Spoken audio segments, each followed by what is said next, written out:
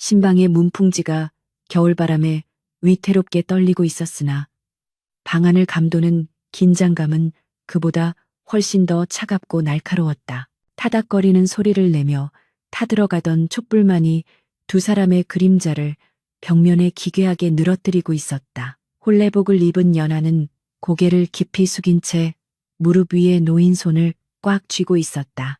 손바닥에 배어나오는 식은땀이 비단 치마를 적실 듯 축축했다. 맞은편에 앉은 신랑 강희는 미동조차 하지 않았다.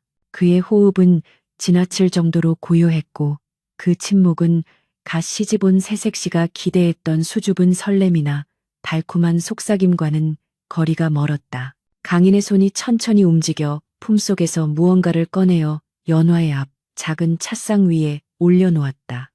붉은 보자기에 쌓인 길쭉한 물건이었다.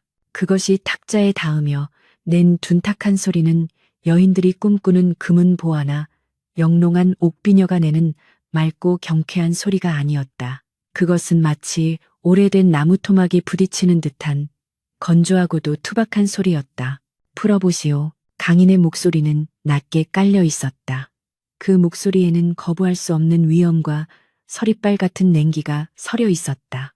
연화는 떨리는 손을 뻗어 보자기에 매듭을 잡았다. 손끝이 파르르 떨렸다. 오늘 밤은 두 사람이 부부의 연을 맺고 첫날 밤을 치르는 합한의 밤이었다. 낭군께서 주시는 첫 예물이니 당연히 여인의 머리를 장식할 귀한 폐물이리라 짐작하는 것이 순리였다. 그러나 손에 닿는 감촉은 차갑고 딱딱했으며 그 형상은 기이하게도 길고 뭉툭했다. 매듭이 풀리고 붉은 천이 스르르 흘러내리자 촛불 아래 드러난 물건의 정체에 연화의 눈동자가 거칠게 흔들렸다. 그것은 화려한 보석이 박힌 장신구가 아니었다. 그렇다고 가문을 상징하는 귀한 옥새도 아니었다. 그곳에 놓인 것은 칠이 벗겨지고 곳곳에 생채기가 난 볼품없는 목검 한 자루였다. 연화의 입술이 경악으로 벌어지려던 찰나 강인의 눈빛이 그녀의 입을 막았다. 그의 눈은 신혼의 단꿈에 젖은 사내의 것이 아니라 적진을 앞에 둔 장수의 그것처럼 형형하게 빛나고 있었다. 연하는 숨을 들이켰다. 이 목검은 낯설지 않았다. 아니, 너무나도 익숙해서 잊으려야 잊을 수 없는 물건이었다. 목검의 손잡이 부분, 그 닳고 다른 부분에는 희미하게 작은 꽃 문양이 새겨져 있었다. 그것은 십수년 전 그녀가 어린아이였을 때 장난삼아 돌멩이로 긁어 새겨놓았던 흔적이었다. 기억의 댐이 무너지듯 잊고 살았던 과거의 장면들이 연화의 머릿속을 강타했다. 쿵, 쿵, 쿵 심장이 요동치기 시작했다. 이것은 단순한 나무 칼이 아니었다. 이것은 두 아이의 피와 땀, 그리고 살기 위해 몸부림쳤던 처절한 시절의 유일한 증거였다. 연화는 천천히 고개를 들어 강인을 바라보았다. 촛불에 비친 그의 얼굴은 10년 전 마을 어귀의 거대한 느티나무 아래서 땀을 뻘뻘 흘리며 검을 휘두르던 소년의 얼굴과 겹쳐졌다.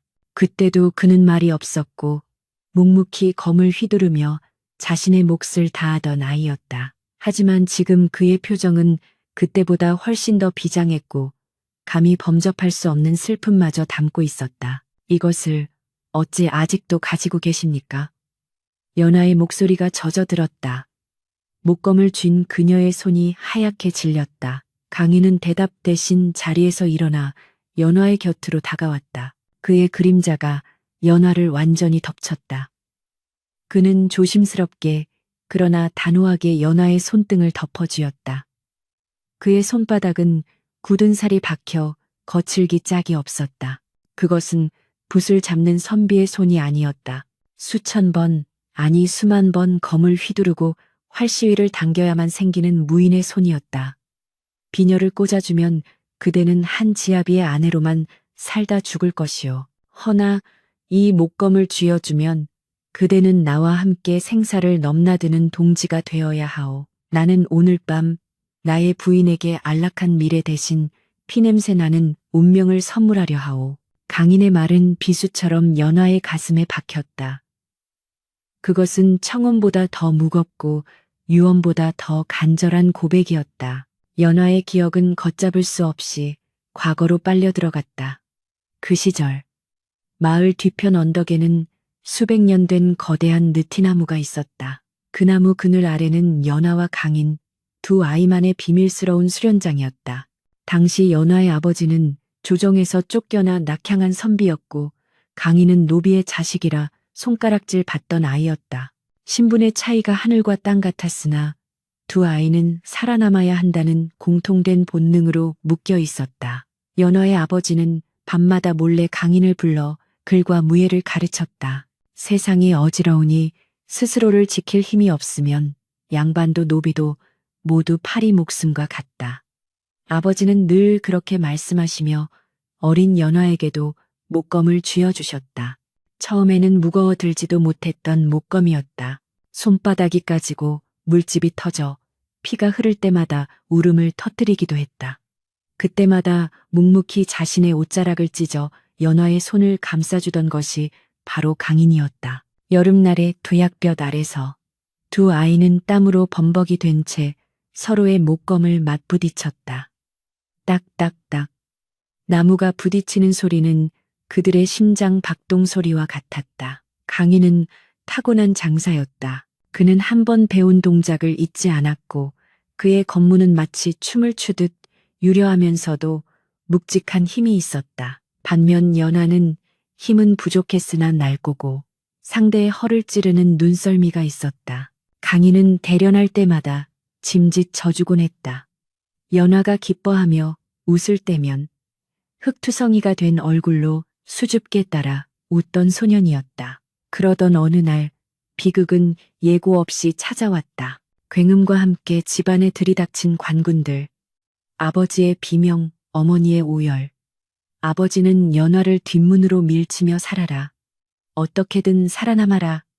라고 외치셨다. 혼란의 도가니 속에서 연화의 손을 잡고 어둠 속으로 달렸던 것 역시 강인이었다. 그날 밤 두 사람은 숲속 깊은 곳 느티나무 아래 숨어 불타오르는 집을 바라보며 숨죽여 울었다. 그때 강인이 품에서 꺼내 연화에게 주었던 것이 바로 이 목검이었다. 약조해. 이 검으로 반드시 널 지키겠다고.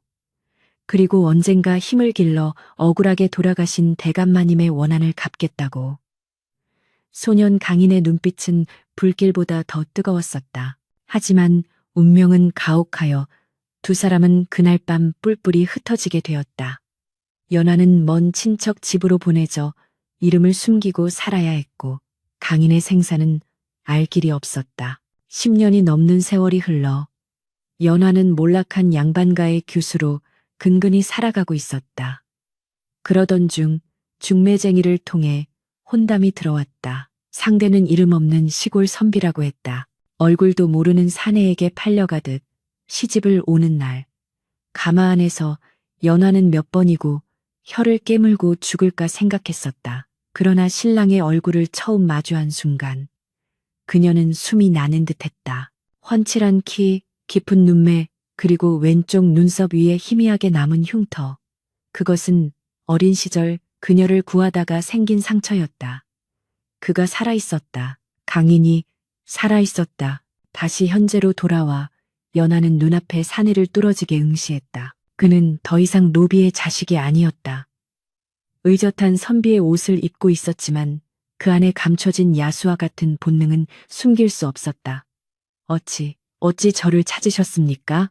그리고 어찌 이런 위험한 물건을 첫날 밤에 꺼내셨습니까? 연화의 물음에 강인은 짧게 한숨을 내쉬었다. 그는 방 안의 촛불을 손으로 끄려다 잠시 멈칫했다. 놈들이 냄새를 맡았소. 조대감의 사냥개들이 내 뒤를 밟은 지 오래요.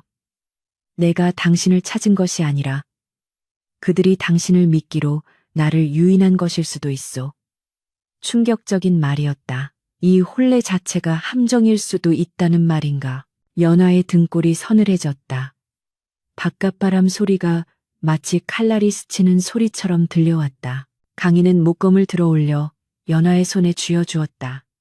차가웠던 나무의 감촉이 강인의 체온 덕분에 미지근해져 있었다. 이 혼례는 위장일 뿐이요. 나는 과거를 보러 한양에 가는 것이 아니오. 10년 전 훔쳐내어 숨겨두었던 장부를 찾으러 가는 길이오. 그 장부만이 당신 가문의 누명을 벗기고 내 부모의 복수를 할 수 있는 유일한 길이오. 강인의 목소리에 쇳소리가 섞여 나왔다. 그는 연화의 눈을 깊이 들여다보며 말을 이었다. 오늘 밤 자객이 들이닥칠지도 모르오. 당신이 평범한 여인으로 살기를 원했다면 나는 당신을 모른 척했을 것이오. 허나 나는 기억하오. 느티나무 아래서 나보다 더 매섭게 검을 휘두르던 그 눈빛을. 당신은 보호받아야 할 꽃이 아니라 함께 싸워야 할 나무였소. 연화는 목검을 쥔 손에 힘을 주었다. 손끝에서부터 전율이 타고 올라왔다. 두려움이 사라진 것은 아니었다. 하지만 그 두려움 밑바닥에서 뜨거운 무언가가 끓어오르기 시작했다. 그것은 분노였고 그리움이었으며 오랫동안 억눌러왔던 생존 본능이었다. 그녀는 더 이상 쫓겨다니던 어린 소녀가 아니었다. 그녀는 목검을 탁자 위에 내려놓지 않았다. 대신 치마폭을 걷어올리고 자세를 고쳐 앉았다. 그녀의 눈빛이 변했다. 수줍음은 사라지고 단호한 결의가 그 자리를 채웠다. 서방님, 연화가 낮게 불렀다. 아니, 강인아. 10년 만에 불러보는 이름이었다.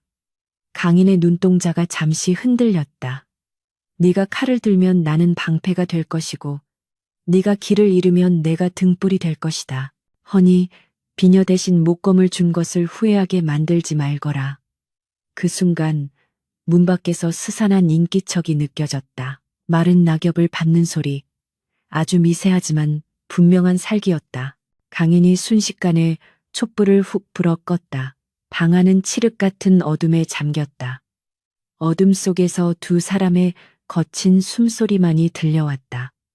강인이 낮은 목소리로 속삭였다. 오고 있소. 연화는 어둠 속에서 목검을 고쳐 잡았다. 익숙한 그립감. 마치 어제 잡았던 것처럼 손에 착 감겨왔다. 그녀는 더 이상 떨지 않았다. 신방은 이제 달콤한 사랑을 나누는 침실이 아니었다. 이곳은 생과 사가 갈리는 전장이었고 그들은 벼랑 끝에 선 전우였다. 창호지 문 위로 검은 그림자가 어른거렸다. 하나가 아니었다. 둘, 셋, 그림자는 점점 늘어났다. 칼을 뽑는 소리가 밤 공기를 갈랐다. 스릉. 그 소리는 소름 끼치도록 선명했다. 강인은 허리춤에서 자신의 검을 뽑아들지 않았다. 그는 아직 때가 아니라는 듯 방구석에 세워져 있던 또 다른 굵직한 몽둥이를 집어들었다. 그 역시 쇠칼이 아닌 나무였다. 명심하시오. 놈들은 우리를 죽이러 온 것이 아니라 생포하러 온 것일 수도 있어. 허나 우리는 살아서 이곳을 나가야 하오. 강인의 말에 연화는 고개를 끄덕였다. 어둠 속이라 보이지 않았겠지만 강인은 느낄 수 있었다. 문이 벌컥 열리며 찬바람과 함께 복면을 쓴 괴한들이 들이닥쳤다. 달빛이 방 안으로 쏟아져 들어왔고 그 빛을 받아 번득이는 시퍼런 칼날들이 춤을 추듯 난입했다. 연화는 비명을 지르는 대신 몸을 낮추고 바닥을 굴러 첫 번째 자객의 다리를 향해 목검을 휘둘렀다. 퍽, 둔탁한 타격음과 함께 자객 하나가 비명을 지르며 고꾸라졌다. 목검이라 얕보았던 자객들은 당황한 기색이 역력했다. 신부가, 그것도 홀레복을 입은 여인이 이런 무예를 하리라고는 상상도 못했을 것이다. 강인은 그 틈을 놓치지 않고 몽둥이를 휘둘러 다른 자객의 명치를 가격했다. 좁은 방 안에서 난투극이 벌어졌다. 비단 이불이 찢겨 솜이 날리고 홀레상 위의 음식들이 바닥으로 뒹굴었다. 연화의 치마가 거추장스러웠지만 그녀는 개의치 않았다. 그녀의 몸은 기억하고 있었다. 바람을 가르는 법, 상대의 중심을 무너뜨리는 법, 그리고 무엇보다 죽지 않고 살아남는 법을. 자객의 칼날이 연화의 머리카락을 스치고 지나갔다. 잘려나간 머리카락이 공중에서 흩날렸다. 아찔한 순간이었으나 연화는 물러서지 않았다. 오히려 한 발 더 내디디며 목검의 끝으로 자객의 손목을 정확히 가격했다. 칼이 바닥에 떨어졌다. 등을 맞대시오. 강인의 외침에 연화는 본능적으로 그의 등 뒤로 돌아가 섰다.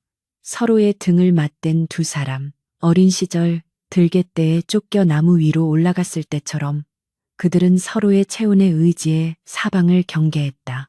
포위된 상황이었지만 연화는 기이한 안도감을 느꼈다. 혼자가 아니었다. 10년의 세월을 돌아 그들은 다시 하나가 되었다. 느티나무 아래서의 약속은 거짓이 아니었다. 이 목검은 단순한 나무 토막이 아니었다. 이것은 그들의 끊어진 인연을 다시 잇는 다리이자 가혹한 운명에 맞서는 유일한 무기였다. 자객들이 다시 한번 동시에 달려들었다. 연화는 이를 악물고 목검을 치켜들었다. 오늘 밤 이 신방은 피로 물들 것이다. 하지만 그것은 패배의 피가 아니라 복수의 서막을 알리는 승리의 피가 될 것이다. 아침 햇살이 문창사를 넘어 방 안 깊숙이 파고들었으나 연화의 눈에는 그 빛마저 서늘하게 느껴졌다. 지난밤의 난투극은 마치 한바탕 꾼 악몽처럼 비현실적이었다. 그러나 찢어진 문풍지 사이로 스며드는 찬바람과 바닥 틈새에 미처 닦아내지 못한 검붉은 핏자국만이 그날의 참극이 실제였음을 묵묵히 증언하고 있었다. 자객들은 물러갔으나 그들은 사라진 것이 아니었다. 어둠 속에 숨어 뱀처럼 멜리를 틀고 먹잇감이 방심하기만을 기다리고 있을 터였다. 강인은 날이 밝기 무섭게 마당에 나가 흙을 파헤쳤다. 지난밤 쓰러진 자객들의 시신을 처리하고 그 위에 낙엽과 집단을 덮어 흔적을 지우는 그의 뒷모습은 처연하다 못해 기괴해 보였다. 혼례를 치른 다음 날 새신랑이 해야 할 일이란 고작 시체 묻을 구덩이를 파는 것이라니. 연화는 부엌 구석에 쭈그리고 앉아 식은 땀을 닦아내며 자신이 발을 들인 이 길이 결코 돌아올 수 없는 강을 건너는 일임을 뼈저리게 실감했다. 부인, 밥은 아직이요. 배가 고파 백가죽이 등짝에 붙을 지경이요. 갑작스러운 호통 소리에 연화는 화들짝 놀라 고개를 들었다. 마당 한가운데서 강인이 흙투성이가 된 채 멍청한 표정으로 배를 문지르고 있었다. 방금 전까지 시체를 처리하던 서늘한 살수의 눈빛은 온데간데 없고 그 자리에는 칠칠 맞고 우둔해 보이는 시골 선비 하나가 서 있을 뿐이었다. 대문 밖으로 지나가던 이웃 아낙들이 담장 너머로 그 모습을 훔쳐보며 킥킥거리는 소리가 들려왔다. 어머, 저댁 신랑 좀 봐. 양반이라더니 채신머리 없이 소리는 글 공부만 해서 세상 물정을 모른다지 않나. 새색시가 고생이 훤하네. 강인은 안악들의 수군거림을 들었는지 못 들었는지 해벌쭉 웃으며 연화를 향해 손을 흔들었다. 연화는 순간 치밀어 오르는 모멸감과 당혹감에 입술을 깨물었다. 이것이 그의 위장술임을 알면서도 대낮의 환한 빛 아래서 철저히 바보 행세를 하는 지아비의 모습은 가슴 한구석을 뻐근하게 만들었다. 그녀는 짐짓 표정을 수습하고 밥상을 차려내갔다. 강인은 밥상을 받자마자 걸신 들린 사람처럼 숟가락을 놀리며 국물을 옷자락에 흘렸다. 아이쿠, 이를 어쩌나. 내 손이 이리 둔해서야 원. 그는 과장된 몸짓으로 옷을 털며 연화에게 눈짓을 보냈다. 속지 마시오. 보는 눈이 많소. 그의 눈빛은 찰나의 순간 예리하게 빛났다가 다시 흐리멍덩한 눈으로 돌아갔다.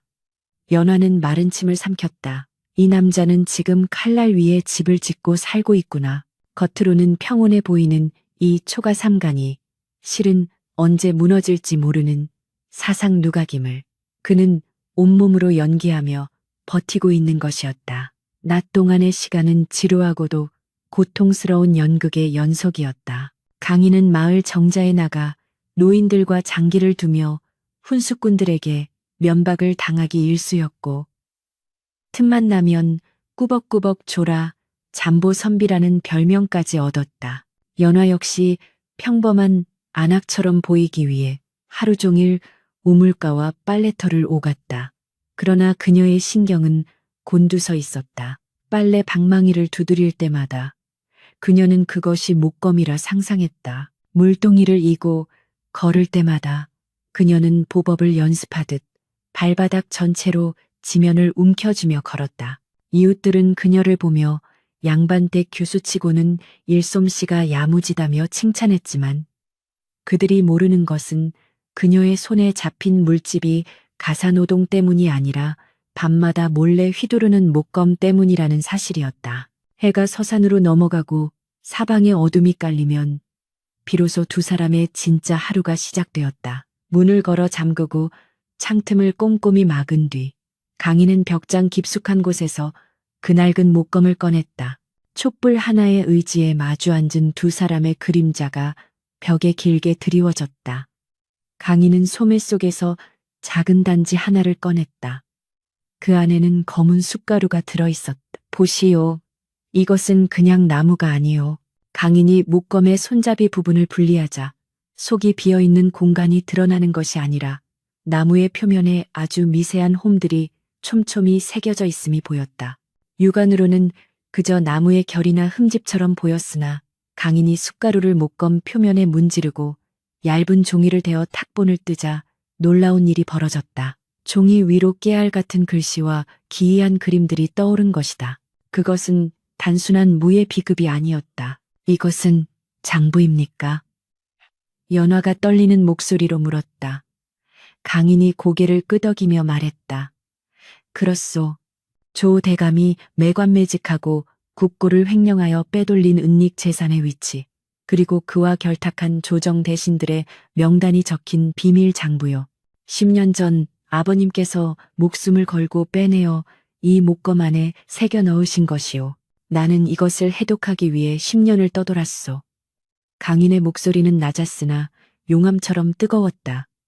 연화는 눈을 들어 강인을 보았다. 10년 전 그저 힘센 노비의 자식인 줄만 알았던 소년이 이제는 가문의 원한과 나라의 부패를 짊어진 투사가 되어 있었다. 연화는 가슴이 벅차오름을 느꼈다. 동시에 두려움도 커졌다. 이 작은 나무 막대기 하나에 조선 팔도를 뒤흔들 폭풍이 잠들어 있는 것이다. 이 비밀이 새어나가는 순간 그들은 쥐도 새도 모르게 죽음을 맞이할 것이다. 하지만 이 글자들은 암호로군요. 연화가 탁본을 들여다보며 말했다. 글자들은 뒤죽박죽 섞여 있어 의미를 알 수 없었다. 강인이 고개를 끄덕였다. 그렇소. 이것을 풀 열쇠가 필요하오. 내 기억 속에 아버님께서 남기신 단서가 있긴 하나 아직 완전히 맞추지 못했소. 그래서 당신의 도움이 필요하오. 당신의 아버님은 당대 최고의 학자셨으니 어린 시절 당신에게 가르쳐 주신 글귀 속에 답이 있을지도 모르오. 그날 밤부터 연화와 강인은 머리를 맞대고 암호를 해독하는 데 몰두했다. 밤이 깊어가는 줄도 모르고 서로의 숨결이 닿을 듯 가까운 거리에서 속삭였다. 촛불 아래 드러난 강인의 옆모습은 낮의 멍청한 표정과 달리 날카롭고 지적이었다. 연화는 문득 그 낯선 모습에 가슴이 뛰었다. 서방님, 아니 강인아, 너는 얼마나 많은 밤을 홀로 이 고독한 싸움을 해왔던 것이냐. 연화는 측은함과 애틋함이 뒤섞인 감정으로 강인의 젖은 이마를 닦아주었다. 강인은 잠시 멈칫하더니 연화의 손길을 거부하지 않고 가만히 눈을 감았다. 살얼음판 같은 긴장 속에서 피어나는 기묘한 평온함이었다. 그러나 그 평온함은 오래가지 못했다. 며칠 뒤 마을에 낯선 행상인 하나가 나타났다. 등짐을 한가득 진 박물 장수였는데 그는 유독 강인의 집 주변을 서성거렸다. 계십니까? 한양에서 온 물건들이 좋습니다. 분도 있고 참빗도 있고 색실도 있습니다요. 연화는 마루에 앉아 바느질을 하다가 고개를 들었다. 사내의 목소리는 구성졌으나 눈빛은 탐욕스럽게 집안을 훑고 있었다. 연화는 직감적으로 알았다. 저자는 물건을 팔러 온 것이 아니다. 그는 냄새를 맡으러 온 사냥개다. 연화는 태연한 척 일어나 살인문으로 다가갔다. 필요 없습니다. 흉년이라 끼니 있기도 힘든데 무슨 사치를 하겠습니까? 가보세요. 에헤이, 새색시가 너무 야박하시네. 구경이나 한번 해보라니까요. 혹시 아나 서방님 줄 귀한 서책이라도 있을지. 박물장수는 막무가내로 마당 안으로 발을 들여놓으려 했다. 그때 방 안에 있던 강인이 비틀거리며 뛰쳐나왔다. 오, 한약 물건, 어디 보자, 어디 보자, 내 엿이나 좀 사먹게, 돈 좀 주시오. 부인, 강인은 아이처럼 떼를 쓰며 박물 장수의 등짐을 뒤적거렸다. 박물 장수는 짐짓 웃으며 강인을 맞이했지만 연화는 놓치지 않았다. 강인이 짐을 뒤지는 척하며 박물 장수의 소매 안쪽을 슬쩍 건드리는 것, 그리고 박물 장수의 눈썹이 아주 미세하게 꿈틀하는 것을. 강인은 박물 장수의 손목을 꽉 잡으며 해해 웃었다. 아이고, 아저씨 손이 왜 이리 쇠몽둥이 같소? 대장장이 일을 하셨나? 순간 박물 장수의 눈에 살기가 스쳤다.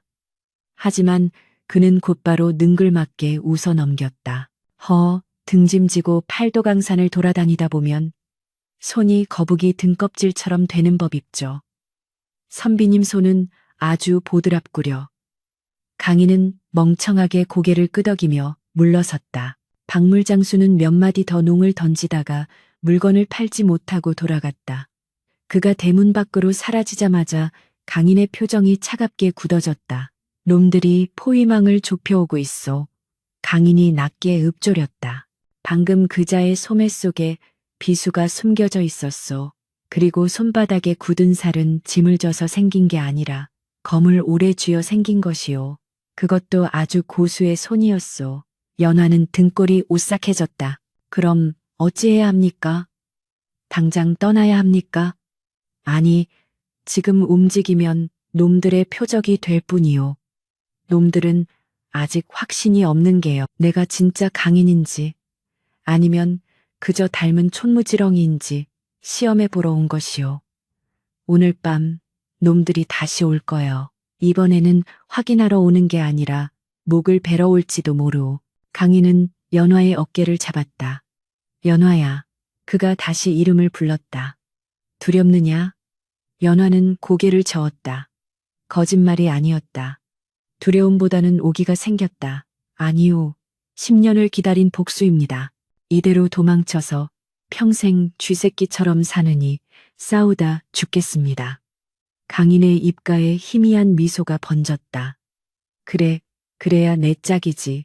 오늘 밤은 훈련이 아니라 실전이 될 것이다. 네가 밤마다 휘두르던 그 빨래 방망이 실력을 믿어보마. 그날 밤 달조차 구름에 가려 한치 앞을 볼 수 없는 칠흑 같은 어둠이 찾아왔다. 마을의 개들조차 짖지 않는 기이한 정막이 흘렀다.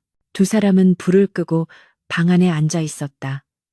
강인의 손에는 낡은 목검이, 연화의 손에는 부엌에서 가져온 짧은 식칼과 다듬이 방망이가 들려 있었다. 사각, 사각, 지붕 위를 밟는 소리였다. 고양이 따위가 아니었다. 훈련받은 자들의 은밀한 발소리.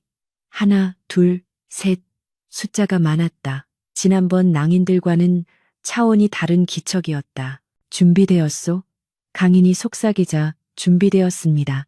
하고 연화가 답했다. 그 순간 천장이 와르르 무너지며 검은 그림자들이 방 안으로 쏟아져 내렸다.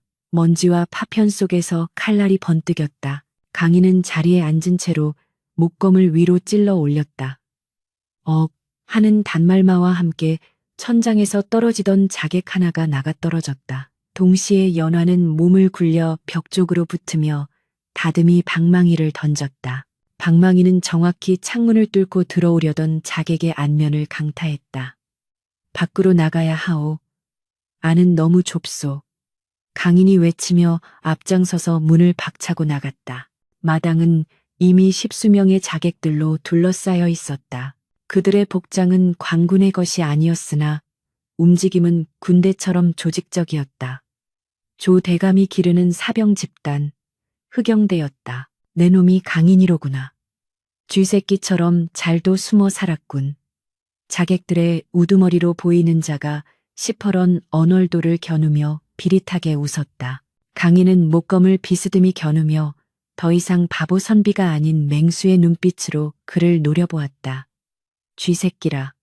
누가 쥐새끼인지는 두고 봐야 알겠지. 남의 집에 신발도 안 벗고 들어오는 예의 없는 놈들을 몽둥이 찜질해 줄 테니 각오해라. 강인의 도발에 우두머리가 코웃음을 쳤다. 죽여라. 계집은 살려두고 놈의 목만 가져와라. 명령이 떨어지자마자 자객들이 일제히 달려들었다. 연화는 강인의 등 뒤에 바짝 붙었다. 그녀의 손에 들린 식칼이 달빛을 받아 차갑게 빛났다. 그녀는 떨지 않았다. 오히려 심장이 뜨겁게 달아올랐다. 그녀는 이제 알았다. 이 싸움은 단순히 살아남기 위한 발버둥이 아니라 빼앗긴 모든 것을 되찾기 위한 처절하고도 숭고한 전쟁이라는 것을. 강인의 목검이 허공을 가르며 춤을 추기 시작했다. 투박한 나무칼이 쇠칼과 부딪힐 때마다 불꽃이 튀었다. 연화 역시 틈을 파고드는 자객들의 발목을 베고 찌르며 강인을 보호했다. 피비린내 나는 밤, 그들의 신혼집은 지옥도가 되었으나 그 지옥의 한가운데서 두 사람은 비로소 완벽한 하나가 되고 있었다. 겉으로만 평온했던 가짜 평화는 깨졌다. 이제 남은 것은 죽느냐 사느냐 오직 그것뿐이었다. 달빛마저 핏빛으로 물든 것 같은 밤이었다. 마당 한복판에서 벌어지는 혈투는 인간의 싸움이라기보다 굶주린 짐승들의 처절한 몸부림에 가까웠다. 강인의 손에 들린 목검이 허공을 가를 때마다 묵직한 파열음이 밤 공기를 찢었다. 쇠칼과 맞부딪힌 목검은 비명을 지르는 듯 둔탁한 소리를 내뱉었으나 기이하게도 부러지지 않고 적의 칼날을 튕겨내고 있었다. 흑영대 대장이 휘두르는 언얼도가 춤을 추듯 강인의 목을 노리고 들어왔다. 강인은 뒤로 물러서는 대신 오히려 앞으로 파고들며 목검의 손잡이 끝으로 대장의 손목을 가격했다. 대장이 신음과 함께 뒤로 주춤했으나 이내 표독스러운 눈빛으로 다시 자세를 잡았다. 그들은 지칠 줄 모르는 살인 기계들이었다. 하나를 쓰러뜨리면 둘이 달려들었고 둘을 막아내면 셋이 틈을 노렸다. 연화 역시 사력을 다하고 있었다.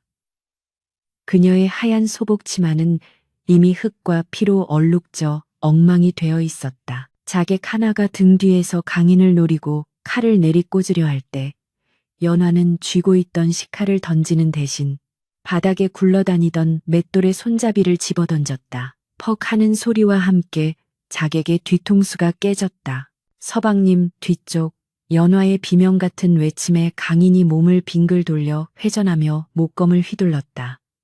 그의 등 뒤를 노리던 자객의 명치에 목검 끝이 정확히 꽂혔다. 그러나 강인의 숨소리는 점차 거칠어지고 있었다. 아무리 천하 장사라 해도 나무 몽둥이 하나로 10여 명의 정예살수를, 그것도 쇠칼로 무장한 자들을 상대하는 것은 한계가 있었다. 목검의 표면은 이미 너덜너덜해져 가시가 일어났고 곳곳이 깊게 패어 있었다. 포기해라. 나무 토막으로 쇠를 이길 수 있을 줄 알았더냐? 대장이 비릿하게 웃으며 언얼도를 머리 위로 치켜들었다. 그의 말대로였다. 강인의 목검은 이제 금방이라도 부러질 듯 위태로워 보였다. 하지만 강인의 눈빛은 흔들리지 않았다. 그는 거칠게 숨을 몰아쉬며 입가에 흐르는 피를 손등으로 쓱 닦아냈다. 쇠는 강하지만 부러지기 쉽고 나무는 약해 보이나 뿌리가 깊은 법이다. 내 놈들의 칼은 욕망을 위해 휘두르지만 내 검은 지키기 위해 휘두른다. 그 무게가 다를 수밖에 없지. 강인의 말은 허세가 아니었다. 그는 단전에서부터 끌어올린 기압과 함께 다시 한번 대장에게 돌진했다. 대장은 코웃음을 치며 정면으로 강인의 목검을 내려쳤다. 쇠덩이와 나무가 정면으로 충돌하는 순간이었다. 콰직 끔찍한 파열음이 마당을 울렸다. 연화는 숨을 멈추고 그 광경을 지켜보았다. 강인의 목검이 반으로 쪼개져 나갔다. 대장의 언얼도가 목검을 가르고 강인의 어깨를 향해 파고들려는 찰나였다. 그러나 강인은 당황하지 않았다. 아니, 그는 이 순간을 기다리고 있었던 것 같았다. 쪼개진 목검의 틈새, 그 텅 빈 공간에서 무언가 툭 튀어나왔다. 둘둘 말린 누런 비단 뭉치였다. 동시에 강인은 부러져 날카로워진 목검의 단면을 창처럼 사용하여 대장의 허벅지를 찔러버렸다. 으악! 대장이 고통에 몸부림치며 바닥으로 쓰러졌다. 강인은 그 틈을 놓치지 않고 공중에 흩날리는 비단 뭉치를 낚아채 품에 넣었다. 그리고 남은 목검 조각을 횃불이 타오르는 아궁이 쪽으로 던졌다. 연하야, 불을 질러라. 강인의 외침에 연하는 망설임 없이 부엌에 있던 기름병을 마당의 집더미 위로 던졌다. 그리고 아궁이의 불씨를 꺼내 그 위로 흩뿌렸다. 순식간에 화마가 치솟아 올랐다. 매캐한 연기와 뜨거운 열기가 자객들의 시야를 가렸다. 불길은 낡은 초가집을 집어삼킬 듯 맹렬하게 타올랐다. 튀어라. 놈들이 불을 질렀다. 자객들이 당황하여 우왕좌왕하는 사이 강인은 연화의 손목을 낚아채고 뒷담을 넘었다. 그들은 뒤도 돌아보지 않고 어둠 속으로 마을 뒷산의 험한 숲길을 향해 내달렸다. 등 뒤에서 타오르는 집은 그들의 지난 삶을 태우는 화장터이자 새로운 운명으로 향하는 봉화와도 같았다. 가시덤불이 옷을 찢고 나뭇가지가 얼굴을 핥히었지만 고통을 느낄 겨를이 없었다. 심장이 터질 듯 박동했고 폐부는 찢어질 듯 아파왔다. 얼마나 달렸을까. 추격자들의 고함 소리가 멀어지고 오직 풀벌레 소리와 바람 소리만이 남았을 때 두 사람은 깊은 산중의 벼랑 끝 동굴로 숨어들었다. 강인은 바닥에 주저앉아 거친 숨을 몰아쉬었다. 그의 어깨와 팔에서는 피가 배어 나오고 있었다. 연하는 떨리는 손으로 치맛자락을 찢어 강인의 상처를 동염했다. 그녀의 눈에서 기어이 참았던 눈물이 뚝뚝 떨어져 강인의 손등을 적셨다. 어찌 그리 무모하십니까? 그 칼을 맨몸으로 받아내시다니요. 강인은 쉰 목소리로 웃으며 연화의 뺨에 묻은 숯검정을 닦아주었다. 아프지 않다. 네가 무사한이 되었다. 그리고 그는 품속에서 아까 챙긴 비단 뭉치를 꺼냈다. 달빛에 비친 그것은 10년의 세월을 견뎌낸 탓에 낡고 발해 있었지만 그 안에 적힌 글자들은 여전히 선명했다. 강인이 떨리는 손으로 비단을 펼쳤다. 그곳에는 빽빽한 글씨와 함께 붉은 인장들이 찍혀 있었다. 이것이 아버지께서 남기신 유산이로군요.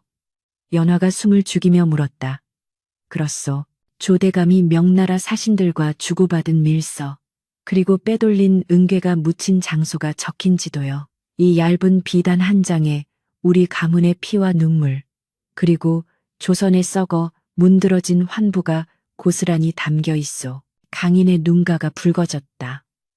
그는 목검이 부러지던 그 순간을 회상했다. 아버지가 목숨 걸고 지키려 했던 증좌가 자신이 목숨 걸고 지키려 했던 여인을 구하는 무기가 되었다가 이제 다시 세상을 바로잡을 칼날이 되어 돌아온 것이다.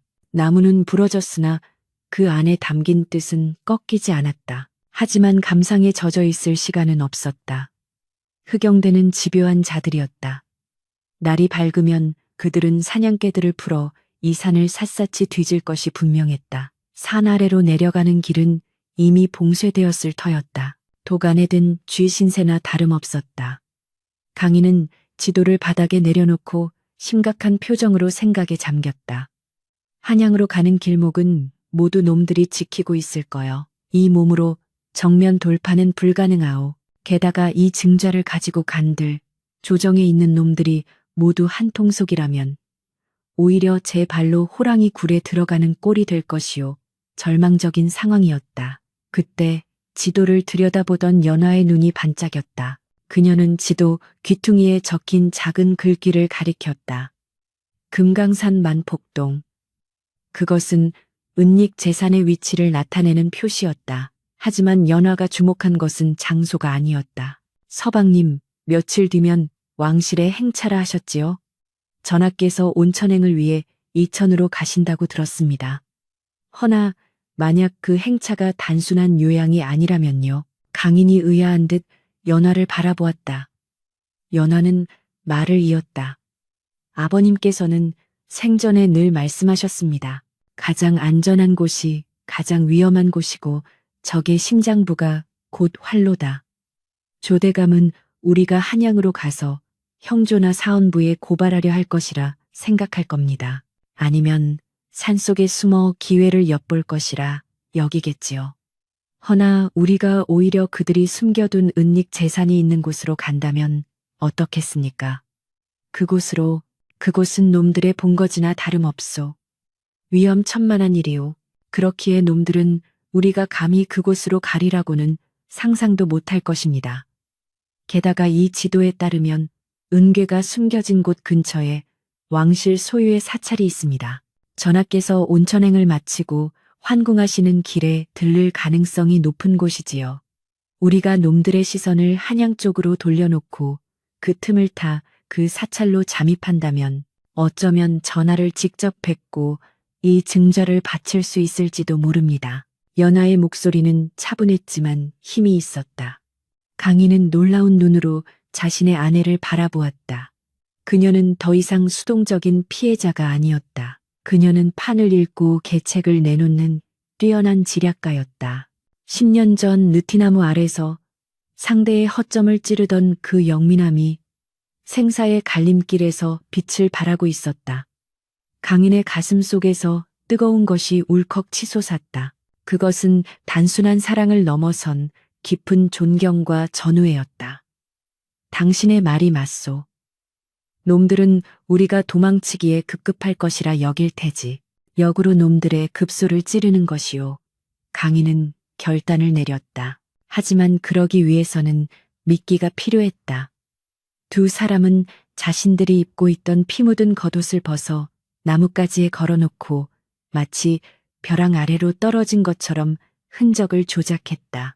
그리고 강인은 부러진 목검의 조각 하나를 눈에 잘 띄는 곳에 일부러 떨어뜨려 놓았다. 추격자들이 이것을 보고 그들이 죽었거나 혹은 다른 방향으로 도주했다고 믿게 만들기 위함이었다. 이제부터는 산짐승이 되어야 하오. 길도 없는 숲을 헤치고 며칠 밤낮을 쉬지 않고 걸어야 할 것이요. 강인이 연화의 손을 꽉 잡으며 말했다. 각오하고 있습니다. 반드시 살아서 그들의 죄상을 천하에 알릴 것입니다. 연화가 강하게 고개를 끄덕였다. 두 사람은 동굴을 빠져나와 험준한 산맥을 타기 시작했다. 달빛이 구름 뒤로 숨고 새벽의 여명이 희미하게 밝아오고 있었다. 그들의 발걸음은 무거웠으나 망설임은 없었다. 찢어진 옷자락 사이로 드러난 상처들이 쓰라렸지만 그 상처야말로 그들이 살아있다는 증거이자 복수의 연료였다. 숲을 헤치며 나아가는 동안 강인은 문득 어린 시절 연하와 함께 읽었던 시경의 구절을 떠올렸다. 전전긍긍 여임시면 열이박빙. 두려워하고 조심하기를 마치 깊은 연못에 임하듯 하고 살얼음을 밟듯 하라. 지금 그들의 처지가 딱 그러했다. 하지만 그 살얼음판 밑에는 언젠가 터져나올 거대한 진실의 강물이 흐르고 있었다. 산등성이를 넘을 때쯤 멀리서 개 짖는 소리가 다시 들려왔다. 흑영대가 냄새를 맡고 따라붙은 것이다. 그들의 조작된 흔적에 속지 않은 것일까? 아니면 그저 무작위로 산을 포위한 것일까? 긴장감이 다시 목을 조여왔다. 강인은 연화를 바위 뒤로 숨기고 주변을 살폈다. 저 아래 계곡 쪽에서 횃불의 무리가 뱀처럼 길게 늘어선 채 산을 기어 오르고 있었다. 놈들이 너무 빠르오. 이대로는 따라잡히겠소. 강인이 이를 악물었다. 방법이 있습니다. 연화가 주변을 두리번거리더니 캔넝쿨이 우거진 비탈길을 가리켰다. 저쪽은 약초꾼들도 다니지 않는 험지입니다. 하지만 저 너머로 가면 강줄기가 나옵니다. 물길을 따라가면 흔적을 지울 수 있고 더 빠르게 이동할 수 있습니다. 그것은 도박이었다. 발을 헛디디면 천길 낭떠러지로 떨어질 수도 있는 길이었다. 하지만 선택의 여지가 없었다. 강인은 연화를 등에 업으려 했다. 업히시오. 아닙니다. 함께 뛰어야 합니다. 저를 업으면 둘 다 죽습니다. 연화는 단호하게 거절하고 앞장서서 넝쿨을 헤치고 나갔다. 가시에 찔려 피가 흘러도 그녀는 멈추지 않았다. 강인은 그런 연화의 뒷모습을 보며 다시금 깨달았다. 자신이 그녀를 지키는 것이 아니라 그녀가 자신을 지키고 있음을. 아니, 그들은 서로가 서로를 지탱하며 하나의 생명체처럼 움직이고 있음을. 비탈을 내려와 강물에 몸을 던졌을 때 차가운 물살이 뼛속까지 파고들었다. 하지만 그 차가움이 오히려 정신을 맑게 했다. 물살에 몸을 맡긴 채 떠내려가며 그들은 횃불의 무리가 자신들이 있던 바위 근처에서 서성이는 것을 보았다. 간발의 차이였다. 강인은 물속에서 연하의 손을 더욱 꽉 잡았다. 이 손을 절대 놓지 않으리라. 지옥 끝까지라도 함께 가리라. 강물을 따라 한참을 떠내려간 끝에 그들은 인적 드문 갈대밭에 닿았다.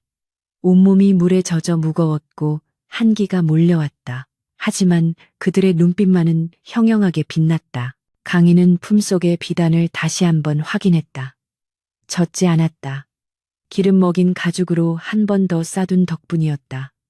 이제 목표는 정해졌다.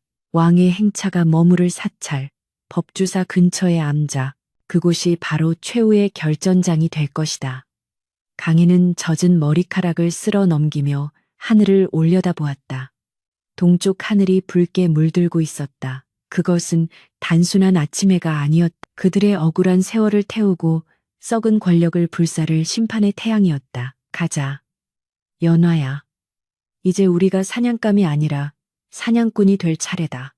강인의 말에 연화는 젖은 옷자락을 짜내며 일어섰다. 그녀의 눈에 서려있던 두려움은 완전히 사라지고 그 자리에는 서슬퍼런 결기가 자리 잡았다. 예, 서방님, 놈들이 훔쳐간 우리의 봄날을 이제 되찾으러 가시지요. 두 사람은 갈대밭을 헤치고 나아갔다. 바람에 흔들리는 갈대 소리가 마치 그들을 응원하는 함성처럼 혹은 다가올 피바람을 예고하는 속삭임처럼 들려왔다. 그들의 발걸음은 멈추지 않을 것이다. 진실이 밝혀지는 그 순간까지 말발굽 소리가 지축을 뒤흔들며 고막을 때렸다. 그것은 마치 저승사자가 몰고 오는 전차의 굉음과도 같았다. 흙먼지가 자욱하게 피어오르는 산길 위로 강인과 연하는 훔친 말 한 필에 위태롭게 매달려 질주하고 있었다. 강인의 등은 땀과 피로 젖어 미끈거렸고 그의 허리춤을 움켜쥔 연하의 손가락은 하얗게 질려 감각이 없었다. 뒤쫓아오는 흑영대의 화살이 귓가를 스치며 피잉하는 소름 끼치는 파열음을 냈다. 화살 하나가 말의 엉덩이 스치자 말이 고통에 몸부림치며 더욱 거칠게 날뛰었다. 조금만 더 저 고개만 넘으면 법주사 입구다. 강인이 거친 바람 소리를 뚫고 소리쳤다. 그의 목소리는 갈라져 쇳소리가 났지만 그 안에는 물러설 곳 없는 자의 처절한 도끼가 서려 있었다. 연화는 눈을 질끈 감았다 떴. 시야가 흔들리고 하늘과 땅이 뒤집히는 듯한 현기증이 일었으나 그녀는 이를 악물고 버텼. 품속에 숨긴 비단 장부. 그것이 그들의 목숨줄이자 이 지옥 같은 추격전을 끝낼 유일한 열쇠였다. 고개를 넘어서자 저 멀리 산자락 아래로 오색 깃발이 펄럭이는 장관이 눈에 들어왔다. 왕의 행차를 알리는 의장대의 깃발들이었다. 황금빛 용이 그려진 깃발들이 바람에 나부끼는 모습은 신성하고도 위압적이었다.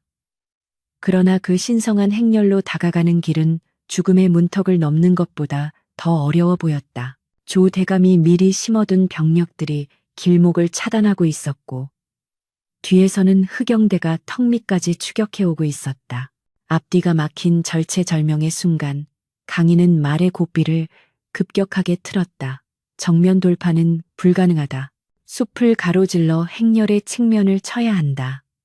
말이 미친 듯이 울부짖으며 가시덤불이 우거진 숲속으로 뛰어들었다. 나뭇가지가 채찍처럼 얼굴과 몸을 후려쳤다. 옷이 찢겨나가고 살점이 떨어져 나갔으나 두 사람의 눈은 오직 저 아래 왕의 가마인 연을 향해 고정되어 있었다. 숲을 빠져나오기 직전 말의 앞다리가 나무 뿌리에 걸려 꺾이고 말았다. 두 사람은 허공으로 튕겨나 흙바닥에 거칠게 나뒹굴었으나 고통을 느낄 새도 없이 강인은 벌떡 일어나 연화를 일으켜 세웠다. 뛰어라. 그들은 비틀거리는 다리로 달리기 시작했다. 흙투성이가 된 얼굴, 찢어진 옷, 산발이 된 머리. 그들의 모습은 영락없는 산짐승이나 미치광이의 몰골이었다. 그러나 그들의 눈빛만은 대낮의 태양보다 더 형형하게 빛나고 있었다. 바로 눈앞 불과 100여 보 앞에 왕의 행렬이 지나가고 있었다. 엄숙하고 고요한 침묵 속에서 수백 명의 호위 무사들이 철통 같은 경계를 서고 있었다. 그 정적을 깨고 강인이 사자후를 토해냈다. 멈추시오, 전하, 멈추시오. 고요하던 행렬이 일순간 술렁였다. 호위 무사들이 즉각 칼을 뽑아들고 그들을 향해 쇄도했다. 자객이다. 어가를 보호하라. 무사들의 고함 소리가 터져 나왔다. 시퍼런 창날들이 두 사람의 목을 겨누며 포위에 들어왔다. 강인은 연화를 등 뒤로 감싸며 숲에서 주워든 몽둥이 하나로 날아오는 창들을 쳐냈다. 나는 자객이 아니다. 억울함을 호소하러 온 백성이다. 강인이 절규하듯 외쳤으나 살기등등한 무사들의 귀에는 들리지 않는 듯했다. 그때 행렬의 선두에 있던 한 관리가 말을 타고 달려왔다. 화려한 관복을 입고 거만한 표정을 짓고 있는 자, 바로 조 대감이었다. 그는 두 사람을 보자마자 입가에 잔인한 미소를 띄었다. 저놈들은 흉악한 역도들이다. 묻지 말고 즉시 베어라. 전하의 안전이 위태롭다. 조대감의 명령에 무사들이 주저없이 달려들었다. 강인은 몽둥이를 풍차처럼 휘두르며 필사적으로 저항했다. 하지만 중과부적이었다. 무사의 칼등이 강인의 종아리를 후려쳤고 강인은 무릎을 꿇었다. 연화가 비명을 지르며 강인의 앞을 막아섰다. 안 됩니다. 죽이려거든 나를 먼저 죽이시오. 그녀의 외침은 처절했다. 칼날이 연화의 목바로 앞에서 멈췄다. 그녀는 두려움에 떨면서도 물러서지 않았다. 그녀의 눈동자는 조 대감을 똑바로 응시하고 있었다. 그 눈빛은 10년 전 멸문지화를 당하던 날 아버지가 마지막으로 보여주었던 그 결연한 눈빛과 닮아 있었다. 조 대감은 순간 흠칫했다. 죽은 줄 알았던 과거의 망령이 되살아나 자신의 목을 조르는 듯한 기분에 휩싸였다. 무엇들 하느냐. 어서 저 계집의 목을 치라니까. 조대감이 히스테릭하게 소리쳤다. 그 순간 묵직하고도 위험 있는 목소리가 장내를 울렸다. 멈춰라. 그 한마디에 내리꽂히던 칼날들이 거짓말처럼 멈췄다. 황금색 장막이 걷히고 가마에서 왕이 천천히 걸어 나왔다. 호위 무사들이 일제히 길을 터주며 머리를 조아렸다. 왕은 핏발선 눈으로 자신을 노려보는 조대감과 피투성이가 된 채 서로를 부둥켜 안고 있는 두 남녀를 번갈아 바라보았다.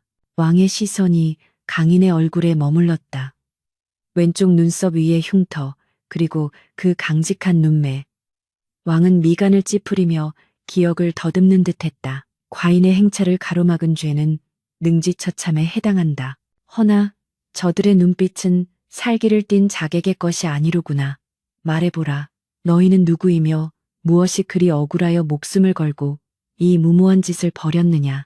강인은 피를 토하듯 가쁜 숨을 몰아쉬며 머리를 땅에 써섰다. 전하, 소인은 10년 전 영모의 누명을 쓰고 참수당한 이부시랑 강준식의 아들 강인이라 하옵니다. 그리고 이 여인은 당시 함께 화를 입은 홍대감의 여식이옵니다. 왕의 눈이 커졌다. 장내가 술렁거렸다. 조 대감의 얼굴이 사색이 되었다. 그는 다급하게 왕의 앞으로 나서며 고개를 숙였다. 전하, 저놈은 미치광이입니다. 죽은 강준식에게 아들이 있었다는 말은 금시초문이옵니다. 필시 저놈들이 전하를 해하려 거짓을 고하는 것이니 더 들으실 것 없이 당장 처단하심이 마땅하옵니다. 조 대감의 목소리에는 다급함이 묻어났다. 그의 이마에서 식은 땀이 흘러내렸다.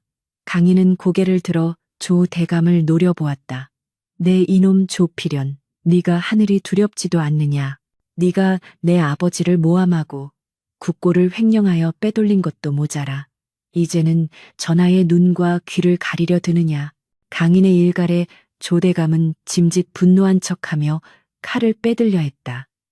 이 무도한 놈이 어디서 감히. 그때 연하가 품속에서 피와 땀으로 얼룩진 비단 뭉치를 꺼내 높이 쳐들었다. 전하, 이것을 보시옵소서. 이것이 바로 조 대감이 명나라 사신들과 내통하고 국고를 빼돌려 은닉한 장부이옵니다. 이 안에 조대감과 결탁한 간신들의 명단과 10년 전 저희 가문을 몰락시킨 거짓 상소문의 초안이 들어있사옵니다. 연화의 목소리는 쩌렁쩌렁하게 울려 퍼졌다. 장부라는 말에 조대감의 다리가 휘청거렸다. 왕의 눈빛이 매섭게 변했다. 왕은 내관에게 눈짓을 했고 내관이 조심스럽게 다가와 연화의 손에서 비단 뭉치를 받아 왕에게 올렸다. 왕은 떨리는 손으로 비단을 펼쳤다. 낡고 해진 비단 위에는 낯익은 필체와 붉은 인장들이 찍혀 있었다. 왕은 그 내용을 한 줄 한 줄 읽어내려갔다. 읽어내려갈수록 왕의 손이 부들부들 떨리기 시작했다. 그것은 분노였다. 믿었던 신하에 대한 배신감, 그리고 충신을 자신의 손으로 죽였다는 죄책감이 뒤섞인 거대한 분노였다. 왕은 천천히 고개를 들어 조대감을 바라보았다. 그 눈빛은 더 이상 자애로운 군주의 것이 아니었다. 모든 것을 태워버릴 듯한 심판자의 눈이었다. 조필연, 왕이 낮게 불렀다. 예, 전하. 조대감이 바들바들 떨며 대답했다. 이 장부에 찍힌 너의 수결이 과인의 눈에는 참으로 선명하구나. 네가 10년 전 강준식이 영모를 꾀한다고 가져왔던 그 증거들이 실은 내 놈이 조작한 것이었느냐. 왕이 비단 뭉치를 조대감의 얼굴에 집어던졌다. 내 놈이 감히 과인을 능멸하고 충신들을 도륙하고 백성들의 고열을 빨아 제 배를 불렸단 말이냐. 왕의 호통이 천둥처럼 떨어졌다. 조대감은 털썩 주저앉았다. 그는 더 이상 변명할 말을 찾지 못했다. 그의 뒤에 서 있던 흑영대원들은 이미 상황이 기울었음을 직감하고 슬금슬금 뒷걸음질 치고 있었다. 하지만 조대감은 최후의 발악을 시도했다. 전하, 이것은 모략입니다. 저놈들이 위조한 것입니다. 흑영대, 뭐 하느냐? 저 역적놈들을 당장 쳐라. 그가 미친 듯이 소리쳤다. 그러나 아무도 움직이지 않았다. 왕의 호위 무사들이 이미 그들을 겹겹이 포위하고 있었기 때문이었다. 왕은 차가운 목소리로 명을 내렸다. 의금부 도사는 듣거라. 죄인 조필영과 그 일당을 당장 포박하여 하옥하라. 그리고 이 장부에 적힌 자들을 하나도 빠짐없이 잡아들여라.